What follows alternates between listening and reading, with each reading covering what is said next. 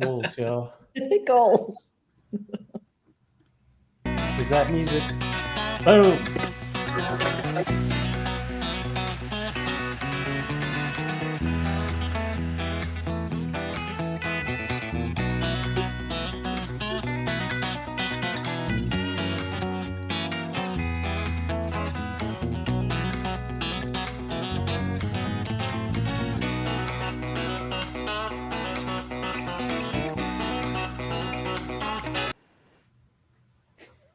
Hey everyone, welcome to Flavor Talk with the Barbecue Pro Shop Factory team.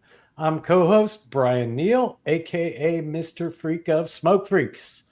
And I'm Ann Neal, aka Ms. Freak, and together we are the tongues and testers behind the flavor guide at Barbecue Pro Shop, the world's first seasonings decoder and buying guide. Joining us is our partner in flavor going all the way back to 2019, Jeff Belmonte, owner of Barbecue Pro Shop. What's up, Jeff? Not a whole lot. Excited to be here with everyone tonight. This is going to be fun. It is. It's going to be wild because tonight's Flavor Talk is where we welcome Matt Ouverson and Craig Carter of Ace's Wild Barbecue. Yeah, Matt and Craig are both SCA point champions, and they are the masterminds behind the Ace's Wild brand of flavors. Welcome to Flavor Talk, guys. How you doing? Thanks for having us. We're glad to have you. I think this is our first Flavor Talk in a while where we're sitting in the dark. Usually it's still light outside, but it's that time of year. Yes, it is. And with that, I want to give a warm welcome to everyone joining in tonight, either on our live stream or in the future through the magic of streaming. Be sure to drop us comments so we know that you're there. And of course, be sure to post up your questions for Matt and Craig. In fact, tonight, in just a little bit, we're going to do something a little bit different, do a lightning round with these guys, and we'd love to hear your responses as well to some of these questions. But let's jump right into tonight's discussion. We are going to talk about how Craig and Matt got started in barbecue. We're going to dive in on barbecue partnerships in general and how they can fit in when you're building a brand. We're going to talk about the Carnivore Carnival that just happened and will be happening again a year or so from now. And of course, we are going to talk about flavor. So let's start with a few quick intros, and then we'll get into the meat of the discussion, so to speak. Take it away, Ms. Freak. You really did say meat of the discussion. All right. I said it again.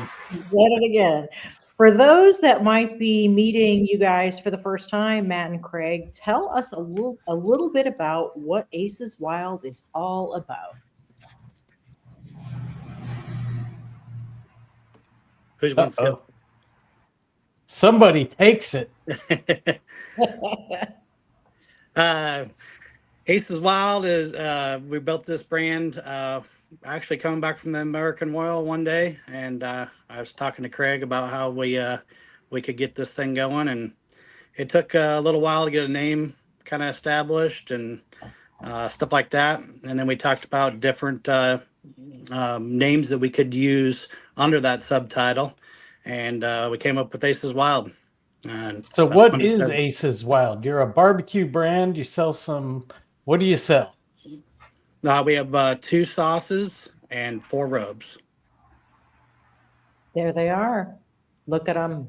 2 of the 4 rubs are there, but yes. Yeah. Yep. 2 of the 4. There you go. Yep.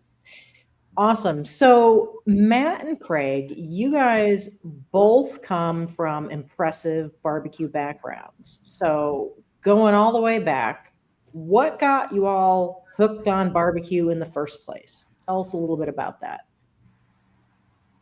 Go ahead, Craig. You know what? Tailgating in Arrowhead Stadium got me in barbecue.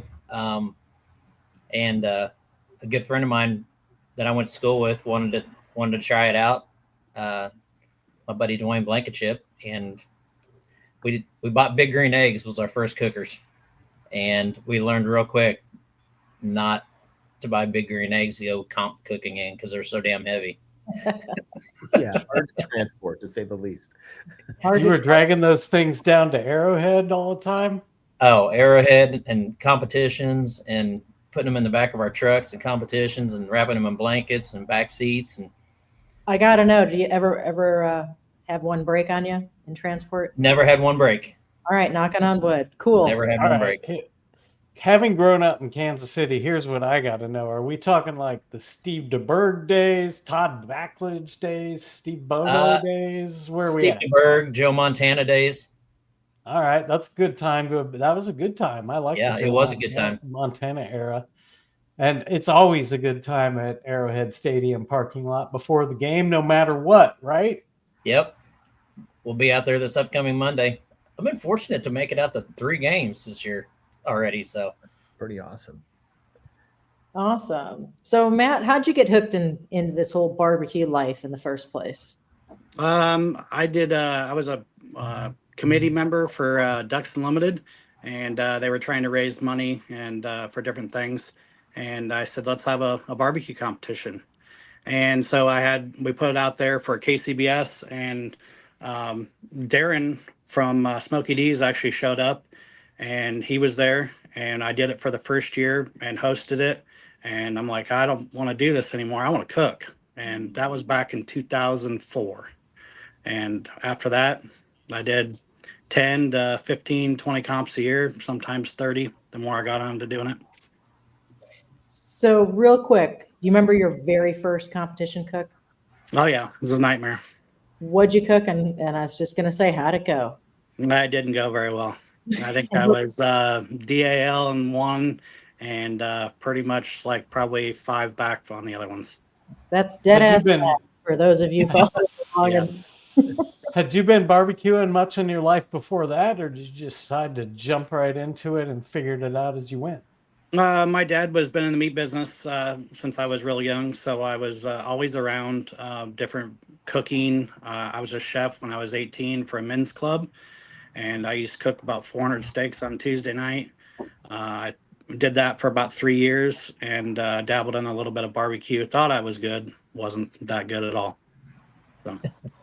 Nice. How about you, Craig? How'd you get started in barbecue initially? Were you cooking as a little kid or grow up around it or what? Kind of just right out of high school, I fell in love with cooking, watching Food Network, and Emeril Lagasse was kind of my guy that like got me into cooking and rubs and stuff like that. And that's actually where Porky's Palace came from, was 25 years ago, almost 30 years ago, watching Emeril Lagasse. I was going to say, were you hanging out with him or watching him on TV? You like just watching him on TV. I've met him once. Oh, yeah? Yeah, we all felt like we knew him, though. That's, Right, that's one thing about this crazy world of barbecue. It's got to meet some pretty cool people. That is for sure. One of the things that I think is really cool about Aces Wild is about how the two of you kind of joined forces and built something together. And I know we're going to have a lot to talk about right there. But before we do that, I would love to do a really quick lightning round where you each answer the same simple barbecue related question. You guys ready? Yeah, let's get the audience in on this too. So throw your answers up as I well. see Sandy and Eric's on, so this ought to be good. This ought to be Yeah. all right. All right. What's your favorite thing to barbecue? Chicken wings. Seafood. And What what outdoor- outdoor I'll take this one. Go What ahead. outdoor cooking apparatus do you use the most at home? Rectech pellet grill. Tribal fire. Tribal fire, man, that's bold. Do you name your cookers? I haven't. Yeah, I've named one. Double down, Double down. Lump or briquette? because I've won 3 times. I've won 3 times with it, both comps. Awesome. So I've doubled down on it 3 times. The same grill. Right Love on. it. Lump or briquettes? Briquettes. B&B. B&B briquettes. All right. Hey, we got our first same answer there. All right. What is the biggest myth in barbecue that drives you crazy? Oh boy.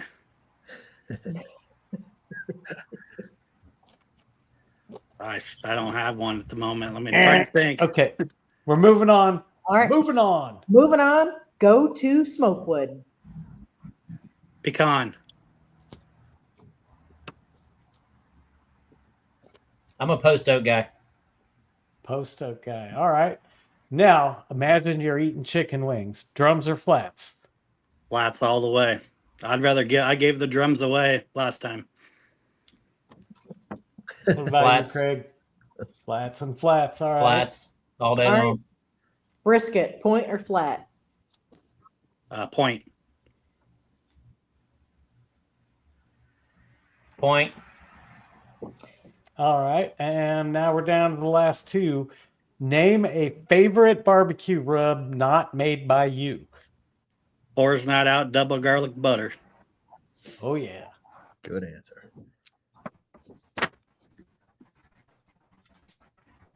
I would have to go with double butter garlic and Sterling Smith's Luton Booty Gold. Nice. Booty gold.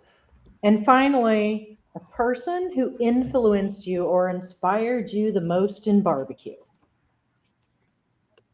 I probably got a couple. I'd like to probably thank Darren Worth for getting me into barbecue and really lighting the fire under me to keep going. And Eric Hodson for teaching me a lot about whole hog and stuff like that, because I do have a passion for doing that. Awesome. Right on. And with that, we got to get your answer, Craig. Mine's just a local good friend. I've been friends for 25 years. Brian Landry. We've traveled the country together cooking. He's helped me with caterings, and we also cooked on barbecue together and competed against each other. Started out the Lenexa barbecue years and years ago, and he was a big influence in me getting into barbecue growing up right out of high school. Right on. And with that, now we know a little bit more about you guys as individuals. And what we're going to do next is dive in and figure out how these two guys from different parts of the Midwest ended up becoming a partnership together under the Aces Wild brand. So let's dig into that a little bit. And not sure who best to take this. Hopefully we can hear a little bit from both of you. We're wondering, what was really the vision that kind of coalesced to cause you guys to want to start a brand, Aces Wild, working together? You know, before you came up with the name and all that, you decided, hey, let's get together and do this. It was kind of a spur of the moment thing. Go ahead, Craig. Yeah. No, it was just, it was kind of spur of the moment. And I mean, both of us, he had Wicked Pig and I had Porky's Palace, and have been working on a couple of other ones. And I mean, it's either going to go somewhere or it's not. And with one brand, it's kind of hard to go somewhere, or with one rub. So started developing other products and so forth. So it took a while, had a couple of hiccups here and there, but we made it through it. And so did this just come up one night? Did this just come up one night drinking at a barbecue competition before, or what? Something you guys have been talking about for a while? Yeah, it was on the way home. Pretty much when it got brought up was at a column. What were you going to say, Matt? It was on the way home from the American Royal. I think we talked for almost 2 hours on the way home from the American Royal back in 2019. There you go. Now we know who the company historian's going to be. That's awesome. So what did you guys see in each other that made you think you'd be great partners? Was it all about the products, or was there, more to the relationship that thought, you know what, if we put one and one together, it'll make three? Craig and my dad were actually friends before we were, and I met Craig through my dad at the American Royal when Craig used to have Ultimate Tailgate, and he was Craig Carty, the party starter. And I used to go over there every once in a while and deliver some meat for him, and that's how I met him. And we were actually on the dark side together, catty corner from each other, and never knew each other. And we were the dark right side. There. That's intriguing. What's the dark side? The dark side is where the party never ends, and the music gets played as loud as it wants all night long. So. Gotcha. Oh, at the American Royal, right? Yep. So is it called that because there's no lights over there, or is it called that just because of what you said? That they have a light side and a dark side, and the dark side, there was no curfew. On the light side, you had to be quiet by 11 o'clock. Oh, I gotcha. Okay. Where do you think we'd have been, Ann? Light side. what year? What year? Craig's been to the, 2018? Craig. How many years you been going to the American Mile?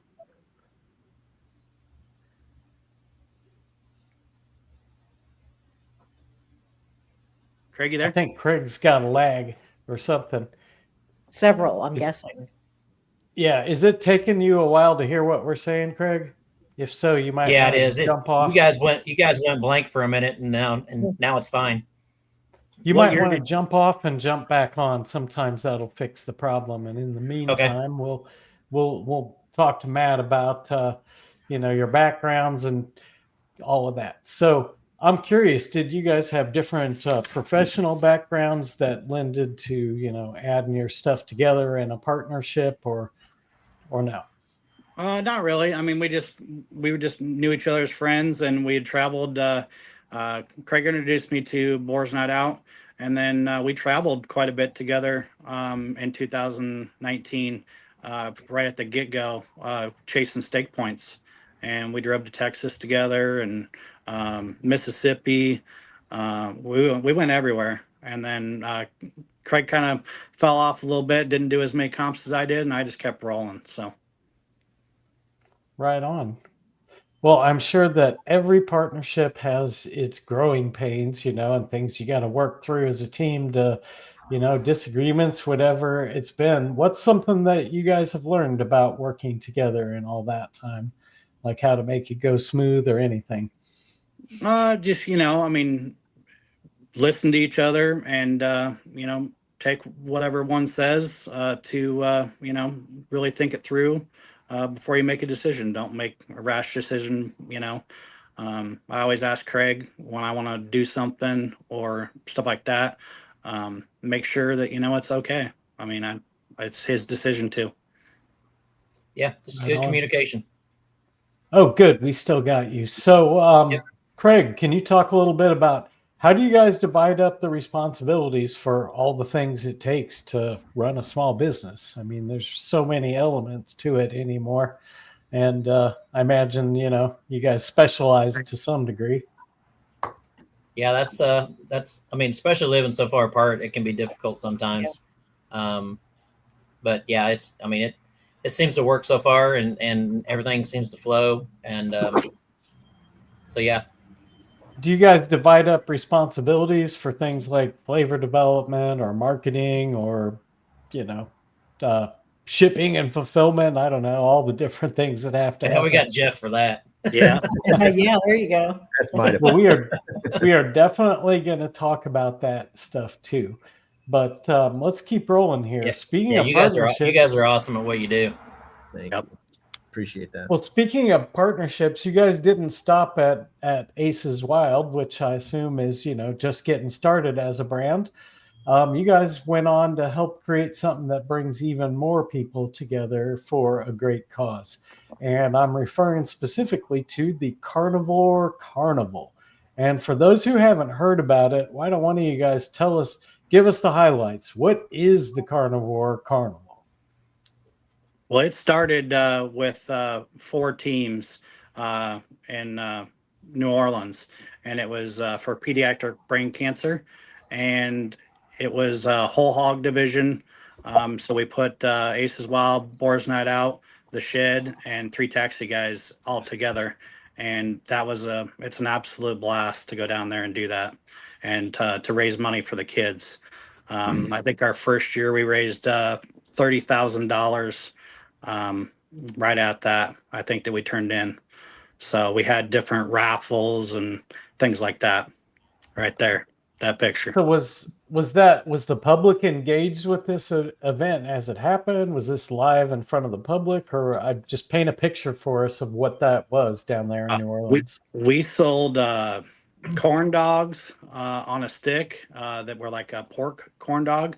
And all that money went towards that. And there's people walking everywhere. They have live bands that you can go do. It's it's quite the process. They bring in a lot of money. Like I think it's like $4 million every year. Wow, Yeah, that's the something. first year we raffled off guns and smokers and all kinds of stuff, and it was a lot of undertaking. A lot goes into it. That's More than incredible. what Well, you think to raise money. Yeah, that's incredible. Yeah, and so it's a great charity event for a great cause, and from what I understand, that's evolved a bit since then. And as you guys have just recently completed a big event in Kansas City, tell us a little bit about that, what it was, what the format is, and yeah, just the background on it.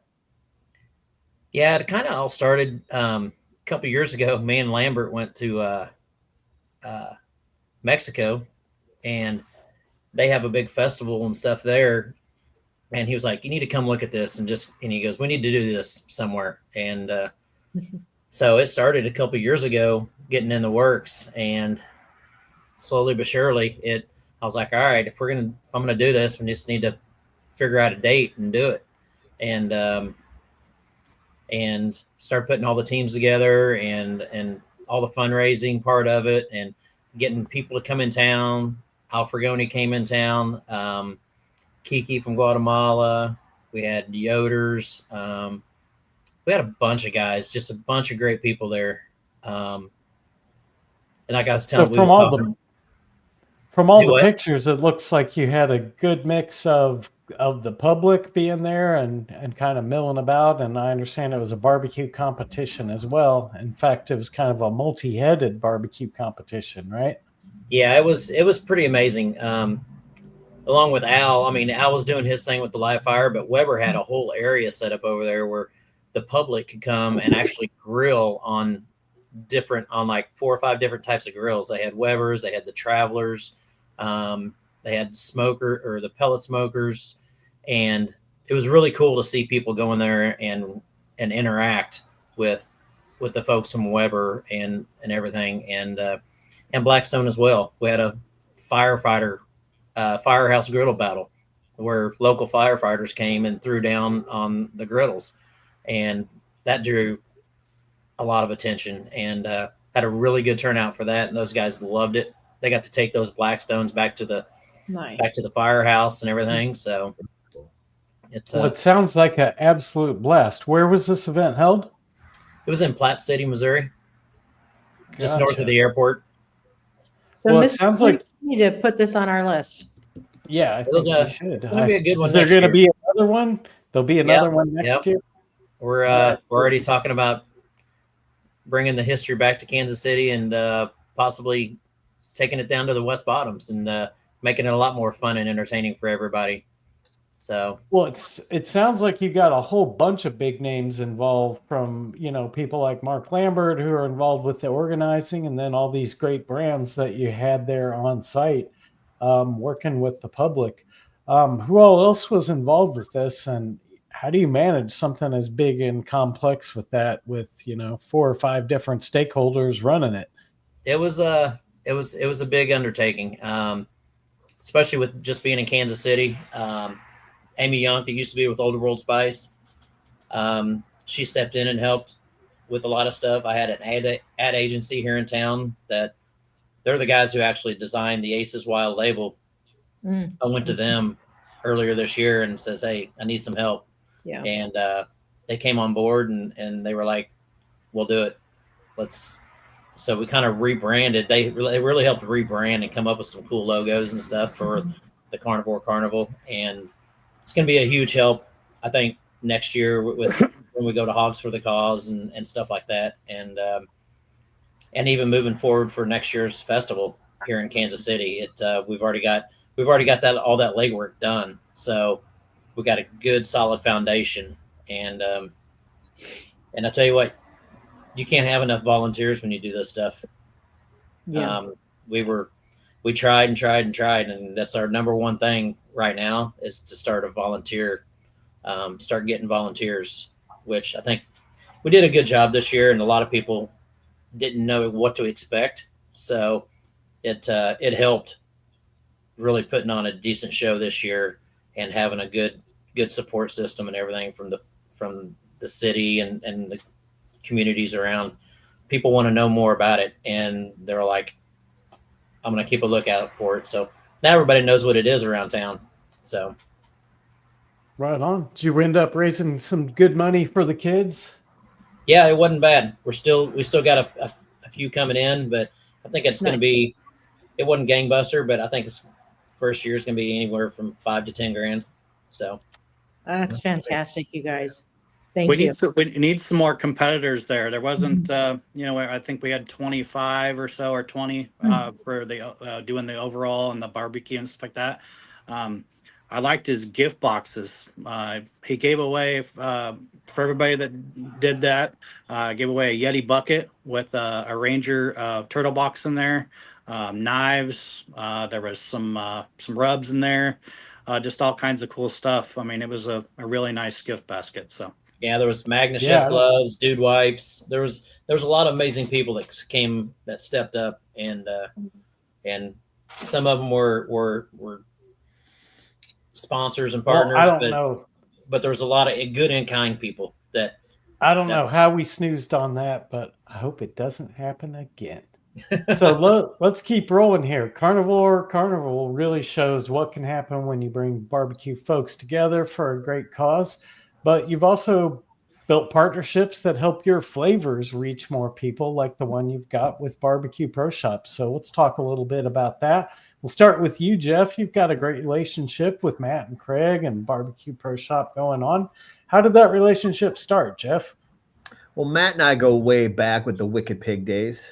Matt was always, I could give him a call, send him a purchase order, and boom, 2 or 3 days later, I'd have more Wicked Pig when it was in stock, because that was the hardest thing, was making sure it was back in stock. Yeah. But that stuff sold off the shelves like crazy. And he let me know one day that they were changing packaging and introduced me to Craig. And I think you guys were in the middle of I think it was a boards night out that you guys were all hanging out somewhere. And I got a call from them asking if I would help out with their fulfillment end of it. And it was a part of my business that I had started doing a little bit more of. And it really works out really, really well. I'm integrated directly in with their Fair store, which is a really great thing for those people who are looking to find new people to buy their products, and also their Shopify store. So I'm helping them, handle stuff, deliveries to commercial as well as their everyday customers. And so every order that is shipped. I'm sorry, go ahead. I was going to ask, what does fulfillment even mean broadly? Like, what's that mean to the basically average means guy? taking product and putting it in a box, whether it's a case, multiple cases, 1 bottle, 2 bottles, that type of thing.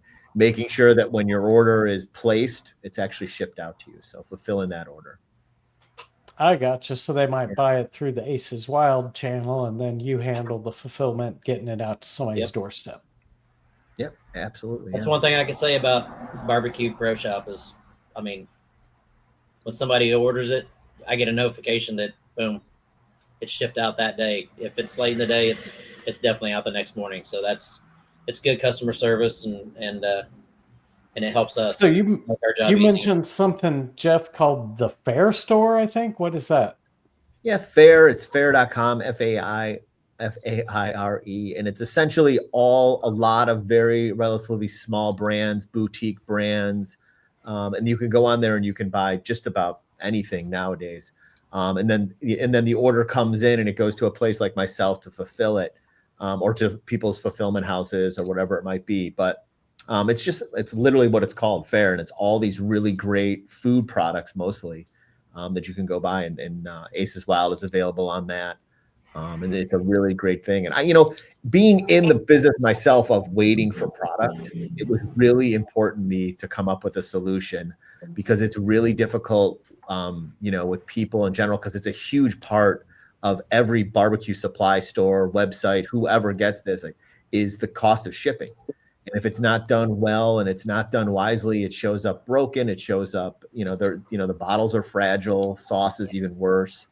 And so it's one of those things where the customers appreciate it a lot when they open up the box and it's, in good condition and it got there and it's what they wanted and all that good stuff. So it was really an important thing for me to say, this is a great thing I can do to help out, and working with, both Craig and Matt. They've been great also in terms of making sure I have what I need, making it really easy on me. But but yeah, it's a really it's been a great partnership, and it's really been fun to watch their brand grow. That's for sure. It runs very smooth. Thank you for that. Yeah, I mean, everything that you do is top notch, from your packaging to your, answering the phone. You're very easy to work for or work with. So, I mean, he not only does he take care of the fair, he takes care of Aces Wild, BBQ.com, and all that. So when you order from there, all the stuff on Amazon goes right through Jeff also. So Yeah, so the Amazon fulfillment, Jeff, how does that even work? So people go on Amazon, they order a bottle of, let's say, Wicked Pig, and you're on the other end of that making it happen? Yeah, most of that is actually sent in directly to Amazon, and so it's through Amazon fulfillment. So that's how you get, things show up like within 15 minutes via Amazon, or they magically appear at your door the next day. It's just really a matter of getting enough down the street. Exactly. It's a matter of just getting enough inventory into the system, and most importantly, getting the sales that justify it. So, and all of their products have really started to ramp up on that. Sauces are a little bit more difficult because Amazon's not as nice about delivering sauce as they could be. And so that's something that we just kind of fulfill ourselves usually. But most bottles are pretty robust enough that you can ship stuff out there. So we do a lot of that as well. And helping out brands with that is a really important part too. We're really excited about some of the brands that have trusted us to do that over the years. Is it challenging to... I'm sorry, go ahead, Ann. I was going to say, and speaking just as a consumer of a lot of barbecue products and other, products, those details, they obviously really, really matter. Yeah. When I get something where the packaging in particular obviously showed somebody, gave, great care, or just even some care, really those details matter. So customers, really, really appreciate that. We agree. Less phone calls for us too. Right. Emails and all that Win-win. stuff. Yeah. I mean, heck, So, Jeff was on vacation a couple weeks ago, and he even made sure an order got out for an event out in California. So that worked out. Yeah, it did. Thank you. No problem. You managed that from the other side of the world in Thailand. But Jeff, on the Amazon side, is it challenging to work with like a behemoth like that, and has it changed over the years? Yeah, it's definitely changed. It's gotten, and I think too is the customers have gotten a lot, smarter about the fact that you have Amazon standing between you and the seller. So I get a lot of not what I expected refunds. So they buy something and they're like, oh, that wasn't not as it was described. I'm like, oh, all right. So that part of it's a lot more difficult, but yeah, dealing with Amazon in general it's tough. You really can't talk to anyone. And over the years, they've gone from like trying to help figure out your problem to trying to pretend like they don't know what your problem is and that kind of thing. But it's become a necessary evil because, the great percentage of the world likes to shop on Amazon, loves to pay more to shop on Amazon, loves to give money to Amazon, but you do get a different level of service and and that protection and that feel good about it. So it's become just like a way for people to do it. I don't personally think it's great, especially for small business and a lot of small providers, because I just don't think you get the service that you think you're doing, and you're paying a lot of money for stuff that you're not really getting any value for. Yeah, they're doing to online what Walmart did to Main Street, basically. Yeah, very much so. Yeah. Yeah. Well, not to get all dark on this stuff, let's get to the happy stuff. You got any? You got anybody of any of the three of you got any behind the scenes stories or memories of working together, Jeff and Craig and Matt? That's memorable. Anything? What did I say? Memorable? No, it's all been. I think it's all been good stuff. yes. All right. Yeah, Well, partnerships. just a hiccup, getting it all up and rolling. But if you are a new barbecue company that's looking for somebody to fulfill your product, Jeff does an amazing job. So Yeah, I imagine that, at least takes one thing off your plate that lets you focus on either the marketing aspects or the product development side or your day jobs, whatever it might be, right?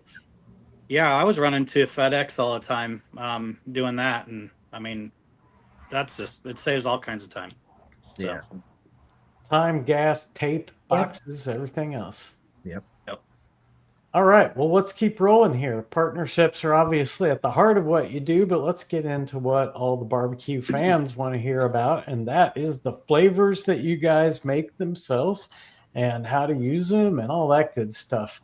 So, Ann, why don't you kick this one off? Yeah, I mean, it is flavor talk. So let's get into some of your awesome flavors. And let's start with Wicked Pig, which was the very first product of yours that Brian and I were using before we really Boom. knew you guys. Boom.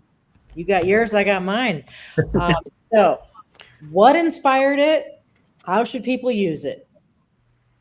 Oh boy, that's the lemming question. It developed in 2018, 19, when I was running for points and just wanted something to tenderize the steak, or anything, more than it already is. So my dad helped me a little bit, getting it rolling. And then, it went from there. We sent it over to a place and had it made, sample. And then it came back and I'm like, wow, it's better than what I even sent them. And we started from there and did a few tests on it. And then it came out in 2020. And then it So, moved over. Go ahead. did you develop it with the idea of it being a commercial product, or was it something you were just building for yourself? I was just going to introduce it to the steak world. I mean, I didn't really think it would go outside the steak world, but it sure has. So Yeah, Yeah, that's a great point. And actually, I was going to ask, beyond competition steak or even the steak world, what are some other ways that people can use Wicked Pig in kind of everyday situations? a lot of people have been, there's some people that inject ribs with it. I think we talked about this once, but I can't tell the name of the guy, but he was winning ribs in the South, using the Wicked Pig injected in his ribs. There's people that inject their brisket with it. There's people that soak chicken in it. So there's lots all of right. ways So, that are getting creative. sounds like it was originally developed, though, for use in the competition steak cooking world. What Mhm. specifically were you looking for that product to do? Like, what problem does it solve out in the competition steak world? The tenderness and the texture, for the main reason of it. So it would take a choice steak and make it a prime steak. Well, how the heck does it do that? Is there some science going on? Chemistry? Yeah, Magic? yeah. What is it? The I propane. can tell you it's really powdery and it comes in this jar. And from there, what do you do from here? Do I shake Uh, it on? Do I? we use beef consomme. We don't use water. Beef consomme has gelatin in it. Gelatin suspends the product in the liquid. You're more than welcome to use water or apple juice or whatever you want. It just falls to the bottom of the bag, and you got to constantly be shaking it up or mixing it. Like I said, the gelatin helps it stay suspended in the liquid, and you don't have to shake it up all the time. Um, You like think the folks do injecting ribs are using beef consomme to mix it, or are they doing something else? You think? No, they're probably using, I mean, when you're making an injection, you're just going to mix it up and inject it. You're not soaking it in there in your injections. Apple juice. Yeah. Yep, apple juice. That's All right, I'm just trying to shig on behalf of the audience here. Yeah. And get as Beef much consomme information would have a out here hard as I time. can. That beef consomme and your rib injection would have a hard time getting through the injector anyway. oh yeah, the flavor pack inside there. It's there's a little bit bigger powders in there. And it would hard be going through the needle. Right. So you could put it through the grinder a little bit, and that Yep. would help that. So has this product grown beyond use in the competition world? Oh yeah, yeah. I use it at home. I like top sirloin. I make sirloin kebabs, and I soak them for about an hour in that, and it makes them super super tender. Which sirloin doesn't have any fat to it, so stuff that's got a lot of fat, it works really really quick on. The stuff that doesn't have a lot of fat, you can soak it for a lot longer time. Those little kebabs I make, they're about 1 inch. I soak them for about an hour and 20 minutes. in a bag. And Okay, they're I like, heard there was a recipe floating around on the internet somewhere for that. What should I Yeah. Google to find that? You go to aceswildbbq.com, go to the recipe area, and you can find that kebab recipe right there. Boom. You Boom. got several nice recipes on the website. People should check them out. And those Yeah, recipes, there's a few people this weekend that called asking about Wicked Pig and on their pork products like pork chops and stuff like that for this I don't know, World Food Championship or something like that. That yeah, everybody just a little seemed to. thing. Why wouldn't you? Just a There's- little thing, the World Foods, yeah. I know Matt got a call. I got 4 or 5 of them from some people doing. So support. what makes the stuff work? Why does it tenderize stuff? How does it tenderize stuff? It's got a product in there called papain, which is a derivative from pineapple. And just the acid in there helps break down the muscles and the tendons, all that. It just Okay, pretty I much gotcha. it separates all fat from all protein. So when you use it on a steak that's like a ribeye, it will fall apart if you leave it in there too long. But when in our classes that Jeff and Mark and I did, I would put one in there about an hour before class. We'd do the class, and I'd pull that out of there, and it would be all separated. There'd be a piece of fat at the bottom, and all the protein would be hanging up there on the top, and it's not disintegrated. It just separates all fat from all protein. So it just kind of showed what it did, in a bag for 2 hours. I Right. gotcha. So that's why Depending you on the said protein and how much fat's in the protein, right? Yep. So like I said, like a sirloin doesn't have any, hardly any fat in between the muscle there. You could soak it for as long as you want to. It will become mushy over Mhm. time if you leave it for too long, but Sure. you're getting just like that filet mignon tenderness, out of something that's not a filet mignon. yeah, that actually has flavor in it, like a sirloin. I like Right. this That's one. why I like them. Yeah. Yeah, well, that sounds amazing. Let's keep All right. going. Let's keep going. Let's talk about your rubs. We got our friend Porky's Palace, who on our flavor guide we rated a perfectly balanced 3-3-3-3, part of our 2023 essential seasonings collection. High stakes beef rub, part of my beef profile for SCA steak, and maybe Mr. Freak's first place beef rub at the NBBQA 2025 awards. Might be. For Queens, part of our 2024 essential seasonings collection at Barbecue Pro Shop, with not just salt, pepper, and garlic, but celery. Oh yeah. So Yeah, all three of these are absolutely fantastic. Which tells me, you guys put something into making these. So let's hear about it. How did you come up with these three? The pork is Craig's. I'll let him talk about that. All right, take it away, Craig.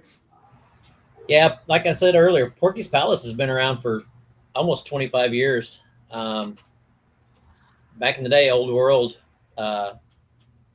manufactured it for me under Ultimate Tailgate, and for years and years and years, and I just pushed it in a few grocery stores and just small shops and friends and stuff like that. And then, but it's got that paprika, which everybody loves. Got to put that on steaks, according to some people. And then you get, it's got some cinnamon and brown sugar. It caramelizes good. It's just an all around good flavor. And that color. And the color is amazing. Mhm. And So it's always been a favorite. Was it developed for pork at all, or is that just the name? No, it was developed for pork. Yeah, it definitely works on other stuff too, though. Yeah, and it we shines found on that pork. anything like with that perfect balance, you can pretty much use it on anything, and depending on how your cooking method, it will work.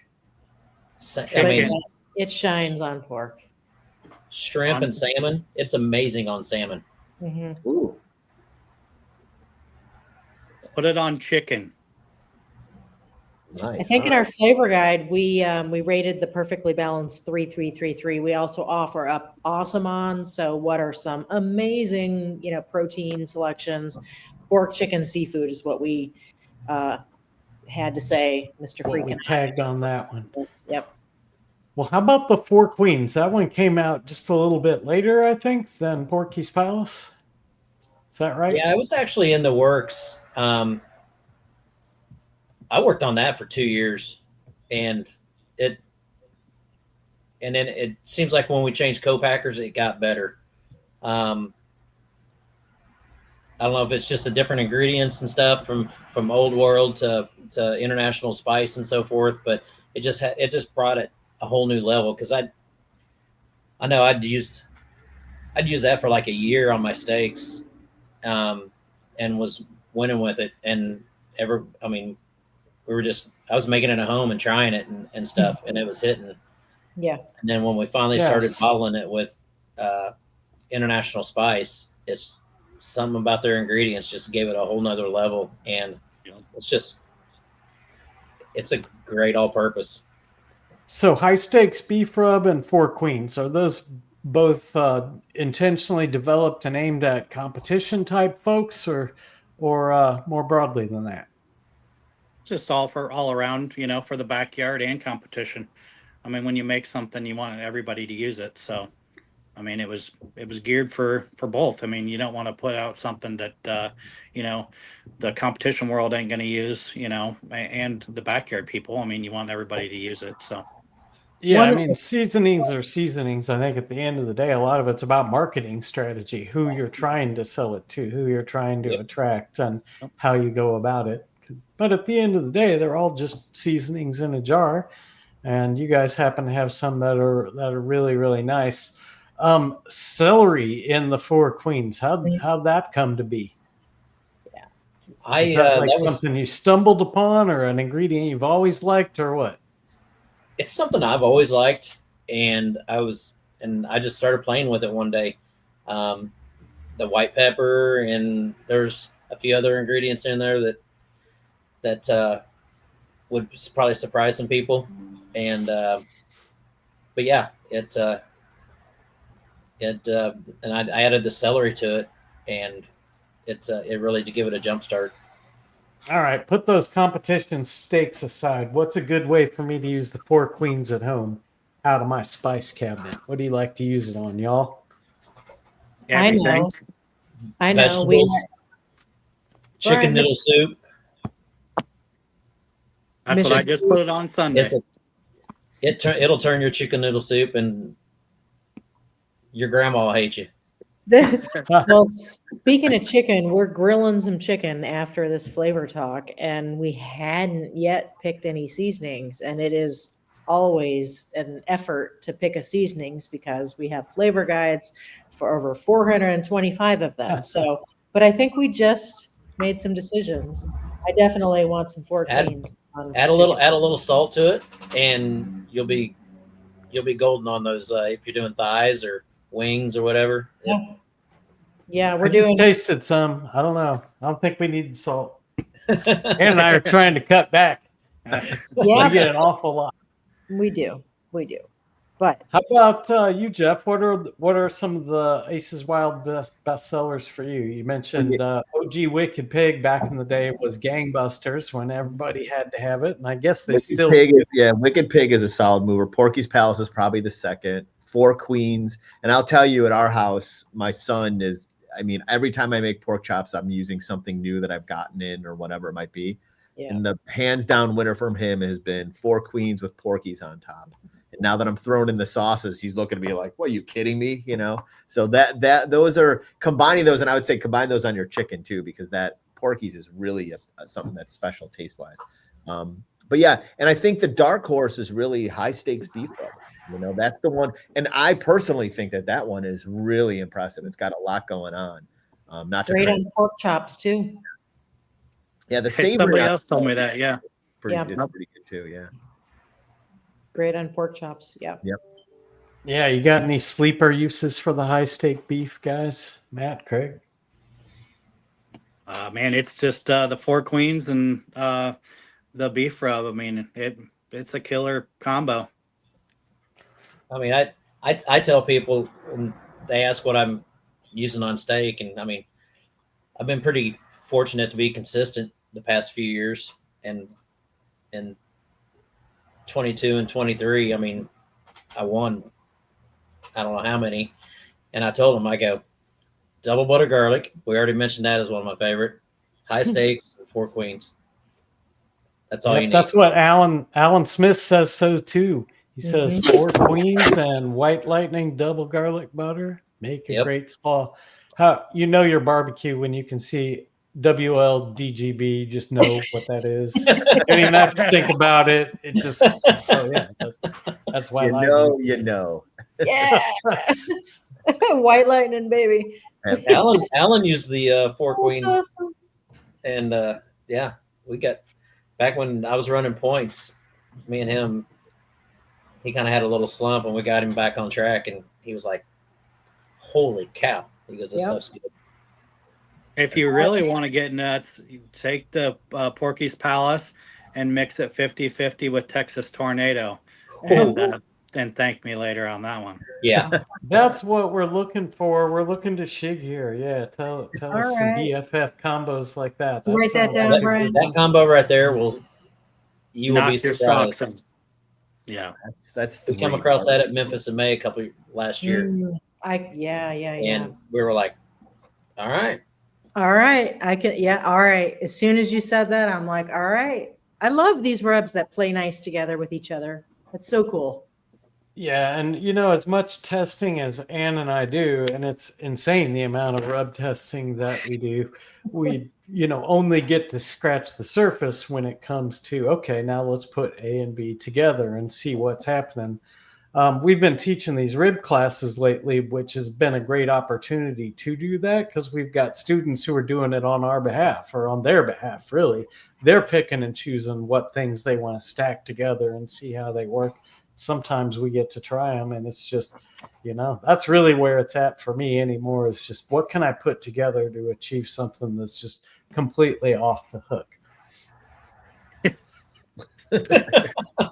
I was getting ready to mention, I'm like, we play well with the white lightning boys. Yeah, apparently in real life and out of the bottle as well, right? That's right. That's right. Well, let's talk about those sauces and glazes before we move on, because those I have not got to try. So you guys are going to have to tell me what they're all about and what's lit up. Spicy. Lit up. Okay. It's not stupid spicy, but it's got a nice kick to it, and it's good stuff. So these are what if you had to pin them down to a region, what region are these? Like Kansas City style sauces, or what do you got here? It's a Kansas City Southern. I mean, it's got some vinegar in it. It's a tomato base and vinegar, so it can go both ways. I got you. I see. It's been entered in both vinegar and tomato base, and it's hit in both. And it's in just like the Porky's Palace. It has a sexy color to it. Sexy color. And it sets up very nice. Yeah, it's a glaze. It's really beautiful. Right on. And where did the first one?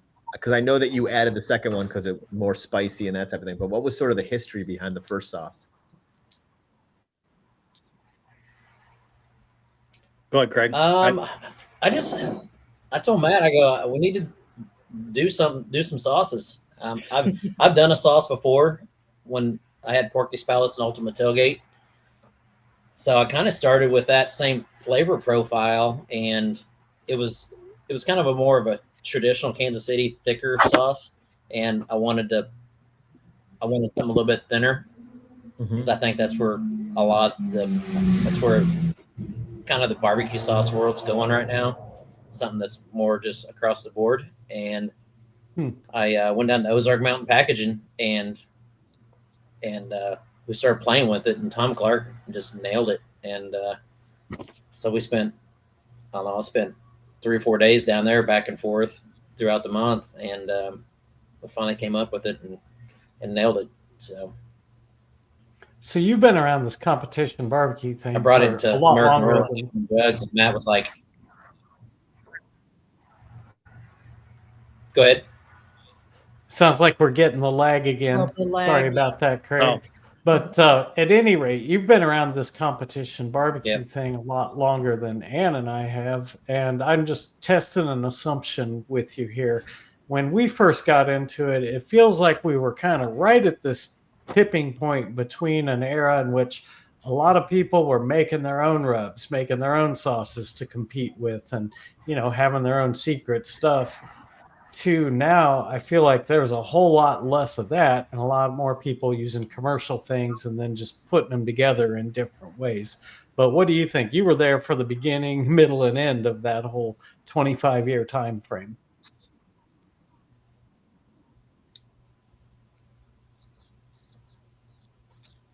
Yeah.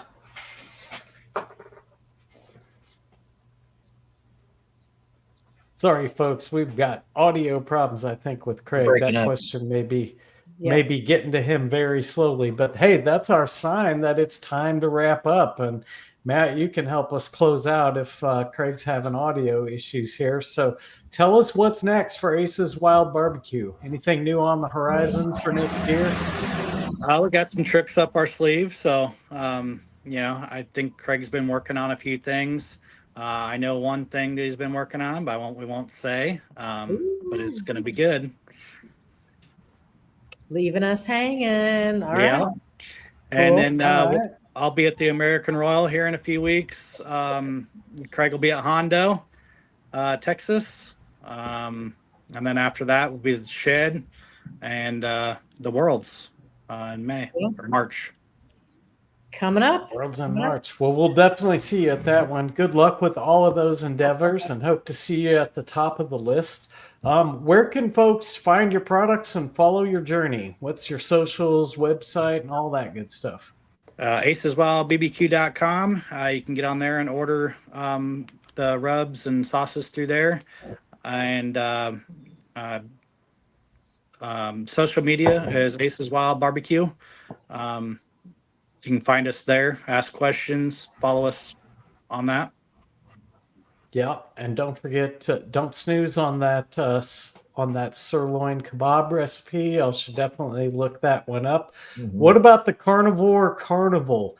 How do we find that if we want to be on the list for next year? Craig, you there? You can go to carnivorecarnival.org. Cool. Right on. Well, we will definitely check it out. Matt, Craig, thank you so much for hanging out Thank with us you. tonight and sharing everything going on at Ace's Wild Barbecue.